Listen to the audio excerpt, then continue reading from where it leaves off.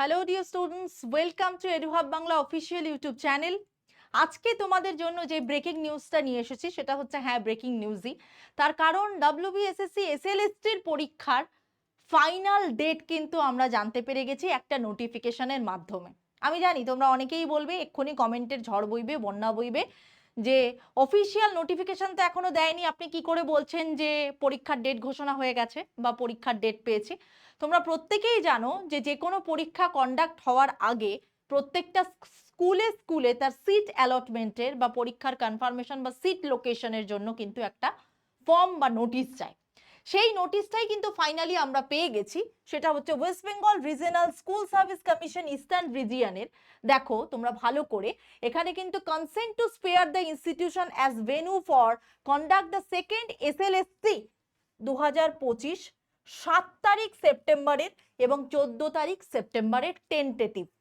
তা টেন্টেটিভ যতই বলা হয়ে থাকুক না কেন, এবং সুপ্রিম কোর্টের নির্দেশ অনুযায়ী যেহেতু নভেম্বর ডিসেম্বরের মাসের মধ্যে এর প্রসিডিওরটা কমপ্লিট করে চাকরি দিতে হবে এমনই একটা বাণী শোনা গেছে, তো 7 তারিখ 14 তারিখ পরীক্ষা নেওয়া ছাড়া কোনো উপায় নেই। এবার দুটো, নবম দশম একাদশ দ্বাদশ দুটোর পরীক্ষা। এবং ফাইনালি তোমরা অনেকেই জানো অ্যাসিস্ট্যান্ট টিচার্স 9, 10, 11, 12 7 তারিখ এবং 14 তারিখ তার পরীক্ষাটার ডেটটা অলরেডি বলে দেওয়া হয়েছে। 7 তারিখে হবে 9, 10, 14 তারিখে হবে 11, 12। এই হিসেবে অলরেডি কিন্তু সিনসিয়ারলি চেয়ারম্যানের West Bengal regional school service commission eastern region পূর্ব বর্ধমান চেয়ারম্যানের কিন্তু সাইনও রয়েছে। তো সুতরাং এটাকে আমরা কমপ্লিটলি ভ্যালিড এবং অফিসিয়াল বলে কিন্তু ধরতেই পারি। এবার তোমাদের কাছে একটা বড় প্রশ্ন, ম্যাম 7 তারিখ বা 14 তারিখ সেপ্টেম্বর মাসের তো নিয়োগ হবে, এটুকু তো কনফার্ম হবে আপনি বলে দিলেন। এবার নিয়োগও তো আলটিমেটলি হবে নভেম্বরে, কিন্তু এর সম্ভাবনা বা তার সত্যতা কোথায়? তার কারণ এখন সবকিছু থমকে আছে। দেখো থমকে কি কি আছে। প্রথম কথা হচ্ছে, ওবিসি কেস নিয়ে যতই কেস হোক না কেন, যতই যা কিছু হোক না কেন, 31শে জুলাই সুপ্রিম কোর্টের হিয়ারিং এর আগে তার কোনো গল্প আমরা বুঝতে পারবো না। তো ফাইনালি গল্প সেই দিন রফা হবে। এবং তার থেকেও বড় কথা, তোমরা জানো যে ডাব্লিউবিএসএসসি এসএলএসটি নিয়ে প্রচুর কেস হয়েছে, স্পেশাল লিভ পিটিশন হয়েছে। রিসেন্টলি সেটার হিয়ারিং হওয়ার কথা ছিল 14-15 তারিখ নাগাদ, সে কোর্ট মানে সেটা কেসে ওঠে, মানে সেটা এজলাসে ওঠেনি। তার এটার বড় কারণ হচ্ছে ছিলেন যে বিচারপতি তিনি নিজে অসুস্থ ছিলেন, আউট অফ সেশন ছিলেন। তো নেক্সট আবার হিয়ারিং এর ফাইনালি ডেটটা দেওয়া হয়েছে কিন্তু মোটামুটি আজকে 20 তারিখ যদি আমি বলে থাকি, তো সেটা দুপুর 2টোর পর কিছু তথ্য জানা গেলেও জানা যেতে পারে। প্রায় এখন তো বেজে গেছে, আমি যখন করছি ভিডিওটা তখন তো বেজে গেছে অলমোস্ট প্রায় 4:30 5টা। তো আজকে কিছু নোটিশ আসার আগেও আমি বলতে পারি 21শে জুলাই এটার কিন্তু একটা বড় খবর আসতে পারে বলে আমাদের একটা বড় ধারণা। 21শে জুলাই একটা বড়, জানোই আমাদের রাজ্যে একটা বিরাট উৎসব আছে। তো 21শে জুলাই কিন্তু ওদিকে একটা বড় ঘন্টাও বাজবে বলে আমাদের ধারণা, যা রায় দেবে হাইকোর্ট। তো সুতরাং আর তার থেকেও বড় কথা হচ্ছে এটাই যে তারপরে সুপ্রিম কোর্ট কি বলবে সেটাও একটা বড় ব্যাপার রয়েছে। বিশেষ করে বেশ কিছু গন্ডগোলের ব্যাপার রয়েছে এর মধ্যে। সেই গন্ডগোলগুলো তোমাদেরকে বলি, সেটা হচ্ছে এডিট অপশনটা কবে দেবে। দেখো এডিট অপশন তো দিতেই হবে। তো ফাইনালি কতজন ফর্ম ফিল আপ করেছে এখনো পর্যন্ত যেটুকু খবর আমরা পেয়েছি 4.5 লাখ প্লাস। মানে এতজন মানে বিএড এমএড করে বসে আছে, অথচ প্রায় 4.5 লাখ 5 লাখ ক্যান্ডিডেট নাকি শুধুমাত্র অ্যাপ্লাই করেছে। মানে 500,000 দিয়ে কেউ আর ফর্মটা ফিল আপ করতে চায়নি, কারণ তাদের মনে হয়েছে চাকরি তো আর হবেই না। ভাই এত ডিমোটিভেট হলে হবে না। তারপরে প্রশ্ন আসছে এক্সপিরিয়েন্সদের কি 10 নম্বর পাওয়া যাবে? এটাও ভাই সুপ্রিম কোর্টের হিয়ারিং, ওই 21শে জুলাইয়ের হিয়ারিং ছাড়া ভাই বলা সম্ভব নয়। কারণ আমি এখন বলে দেবো হ্যাঁ পাবে, পরে গিয়ে দেখলাম সুপ্রিম কোর্ট বলে দিল যে হবে না, তাহলে শেষে আমারই বদনাম। তো আমার কথা হচ্ছে আলটিমেটলি কোর্টের হিয়ারিং এর উপরেই আমাদের নির্ভর করতে হবে। সেখানে বলা হয়েছিল এত বছর যে টিচাররা চাকরি করেছে একেতে অযোগ্যদের বাদ দিয়ে দেওয়া হয়েছে, টেন্টেডরা তো পরীক্ষায় বসতে পারবে না, এটুকু কনফার্ম। তারপরে আবার এক্সট্রা 10 নম্বর দেওয়া হবে না যারা এত বছর ধরে চাকরি করেছে, সৎভাবে চাকরি করেছে।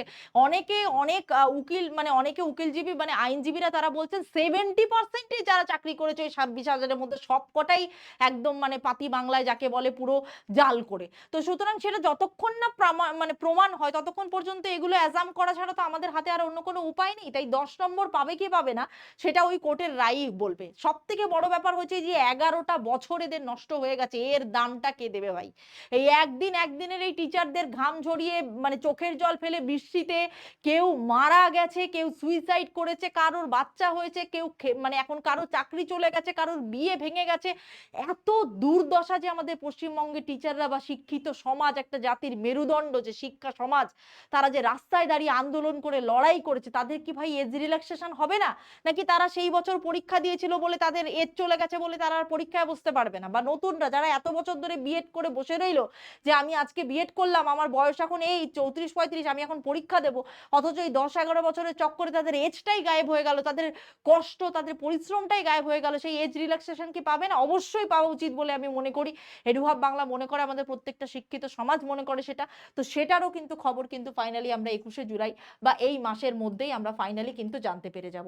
দেখো, যে যতই যাই বলুক না কেন ভাই, সেপ্টেম্বর মাসে পরীক্ষা নেওয়া ছাড়া কোনো গতি নেই। তার কারণ এইভাবে আর কতদিন চলবে?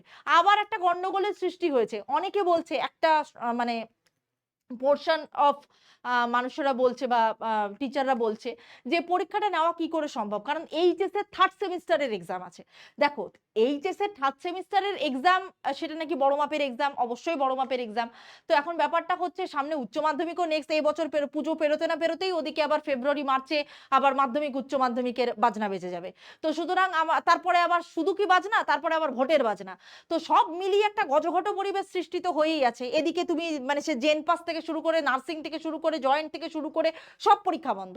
এদিকে এম এর ক্যান্ডিডেটরা তারা কিন্তু ফাইনালি মাস্টার ডিগ্রি অ্যাপ্লাই করতে পারছে না, পিজি ক্যান্ডিডেটরা। তো সবকিছু মিলিয়ে একটা ঘোটালা গজঘট হয়ে আছে। এবার আমার কথাটা হচ্ছে এটাই ভাই, এটা মেটাতে হবে এই জুলাই মাসেই, মেটাও ভাই। না হলে ভাই এরম করলে শিক্ষা ব্যবস্থাটা ফাইনালি মানে ধসে যাবে যাকে বলে। মানে এটা আমার মনে হয় পশ্চিমবঙ্গ রাজ্য সরকার এটা করবে না। আমাদের মাননীয় মুখ্যমন্ত্রীর উপর আমাদের আস্থা রাখতে হবে, তার কারণ, এবং 21শে জুলাইয়ের ভাষণের উপর আমাদের চোখ রাখতে হবে যে উনি আমাদের স্টুডেন্ট সমাজকে নিয়ে বা বৃহত্তর এই যে শিক্ষিত জাতি তাকে নিয়ে বা আমাদের উদ্দেশ্যে বা এই চাকরির উদ্দেশ্যে উনি কি কি বার্তা দেন, আমরা চোখ রাখবো অবশ্যই। তবে এটুকু আমরা বলতে পারি যে এইচএস এর 3rd সেমিস্টার হলে অসুবিধাটা কি আছে? যে পরীক্ষা নিয়ে বেরিয়ে যাবে, একটা ধাপে একটা টাইমে পরীক্ষা হবে। মানে ধরো সকালের দিকে পরীক্ষা হলো বা দুপুরের দিকে পরীক্ষা হলো, তারপর সিট নম্বরগুলোকে তুলে দিয়ে পরে এইচএস এর 3rd সেমিস্টারের সিট নম্বর চিটিয়ে দিলেই হবে। সেটা আমার মনে হয় স্কুল কর্তৃপক্ষ নিজেরাই বুঝে নেবে, কারণ রাজ্যের অর্ডার তাদেরকে ভাই মানতেই হবে। বাকি সেমিস্টার নিলে হয়তো সেমিস্টারের ডেটটা তারা চেঞ্জ করতে পারে, অথবা তার রোল নাম্বার পরে চিটিয়ে দিতে পারে। তো সমস্যার সমাধান একটা হবে, বাট সেপ্টেম্বরে পরীক্ষাটা হওয়ার আশাটা 100-এ 100% ধরে নাও। কারণ একবার যখন একপালা গান গাওয়া হয়ে গেছে, যে নোটিশ পৌঁছে গেছে টেন্টেটিভ বলে, তবে নিতে তো হবেই। তার কারণ সুপ্রিম কোর্টও চাইবে না এটাকে আর ডিলে করতে, কারণ অলরেডি গন্ডগোল হয়ে আছে। এটাকে মেটাতে গেলে সেপ্টেম্বরে ভাই এক্সাম নিতেই হবে। এই ছিল আজকের তথ্য। তোমাদের কারো কিছু মন্তব্য থাকলে অবশ্যই কমেন্ট করে জানাতে পারো। কোনো ভুল মন্তব্য যদি আমি করে থাকি তার জন্য ক্ষমা প্রার্থী। কিন্তু আমার মনে হয় এই কেসে তাড়াতাড়ি সুরাহা হওয়া উচিত এবং সুরাহা হবে। তার কারণ খুব তাড়াতাড়ি কিন্তু এগুলোর রিক্রুটমেন্ট এই বছরের মধ্যে প্রসিডিওর কমপ্লিট করতে হবে। সুপ্রিম কোর্টের হিয়ারিং তো অন্ততপক্ষে তাই বলছে এবং আগামীতেও তাই বলবে বলে আমি আশা করি। Thank you so much. Eduhub Bangla চ্যানেলকে সাবস্ক্রাইব করে দিও, আপডেট পেতে থাকলে শেয়ার করে দিও, লাইক করে দিও, ভালো লাগলে সেশনটা সমস্ত বন্ধুদের মধ্যে ছড়িয়ে দিও, সাবস্ক্রাইব করতে ভুলো না। নেক্সট যা আপডেট পাবো তোমাদের সামনে নিয়ে আসবো, ভ্যালিড আপডেট। চোখ রেখো অবশ্যই এডুহাব বাংলায়।